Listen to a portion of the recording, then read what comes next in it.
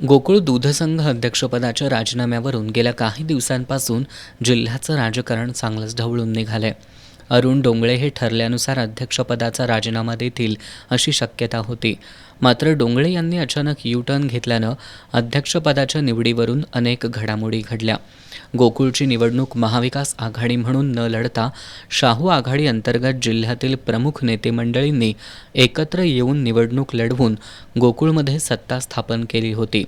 त्यामुळं अरुण डोंगळे हे ठरल्यानुसार राजीनामा देतील असा विश्वास वैद्यकीय शिक्षण मंत्री हसन मुश्रीफ, त्याचबरोबर विधान परिषदेतील काँग्रेसचे गटनेते आमदार सतेज पाटील यांनी व्यक्त केला होता. यासाठी गेली 2 दिवस अध्यक्ष अरुण डोंगळे यांची मनधरणी सुरू होती. चंदगड दौऱ्यावर असताना मंत्री मुश्रीफ आणि अरुण डोंगळे यांची भेट झाली होती. त्यावेळी पडद्याआड झालेल्या बैठकीत अनेक घडामोडी घडल्या असून अरुण डोंगळे हे अध्यक्षपदाचा राजीनामा देण्यावर राजी झाल्याची माहिती सूत्रांनी दिली आहे. त्यामुळे आता गोकुळच्या अध्यक्षपदासाठी सर्वसमावेशक चेहरा समोर आणलाय. हाच चेहरा सर्वांना मान्य होणार असेल याबाबतची माहिती मुख्यमंत्री आणि उपमुख्यमंत्र्यांना देण्यासाठी विद्यमान अध्यक्ष अरुण डोंगळे आज मुंबई दौऱ्यावर आहेत.